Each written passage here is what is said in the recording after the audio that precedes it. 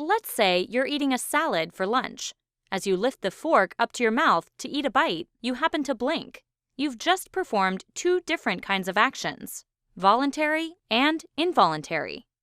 The body's motor system has voluntary actions, those you choose to do, like raising a fork to your mouth to eat, and involuntary actions, those that happen automatically, like breathing or blinking. Within this set of involuntary actions are reflexes, or automatic responses to some type of stimulus. Now, let's say that after you take your bite, you look out the window. Your eyes go from focusing on the fork to a distant building outside.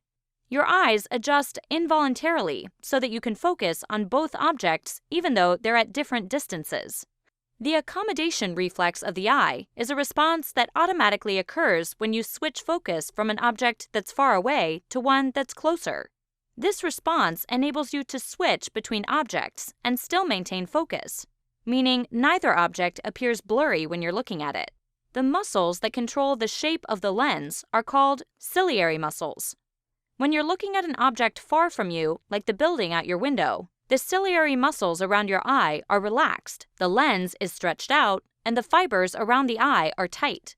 This maximizes your ability to see objects at a distance clearly, called negative accommodation. In contrast, when you're looking at an object close to you, like the fork full of salad during lunch, the ciliary muscles around your eye tighten, the lens becomes rounder in shape, and the fibers around the lens are relaxed. This maximizes your ability to see objects close to you in focus, called positive accommodation. This ability of your eye to automatically switch from one condition to the other is referred to as the accommodation reflex. This reflex ultimately affects the way light enters the eye. Objects farther away require less refraction than objects that are closer to you, so the eye automatically adjusts its shape accordingly. When the lens is rounded in shape, it has more refractive power. A trick to remembering this: objects far away require less refraction, so you experience negative accommodation, whereas objects close to you require more refraction, so you experience positive accommodation. Typically, both eyes work in tandem, so vision isn't disrupted. However, it is possible for the eyes to adjust separately. This is called absolute accommodation. For example, if one eye is closed, the open one will still adjust as necessary. If damage to the eye prevents this reflex from taking place, the field of vision will be blurry when switching between different objects. There is a quick test you and a friend can do to test your accommodation reflex. Have your friend stand directly in front of you.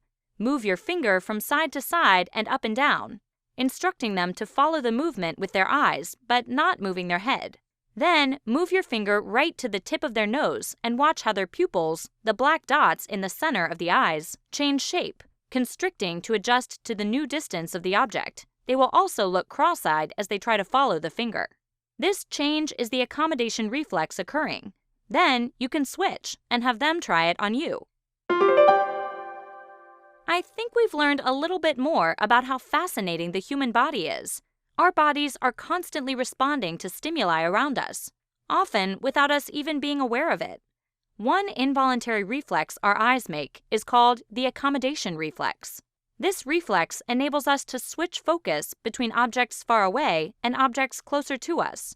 The ciliary muscles that control the lens tighten and relax, and our lens will actually change shape to help refract light, enabling us to see. A lens that is more round in shape has more refracting power, meaning it allows you to focus on objects close to you, called positive accommodation, whereas a lens that is stretched out allows you to focus on objects farther away, called negative accommodation. Both eyes do this in tandem, but they can do it independently if one eye is closed, called absolute accommodation.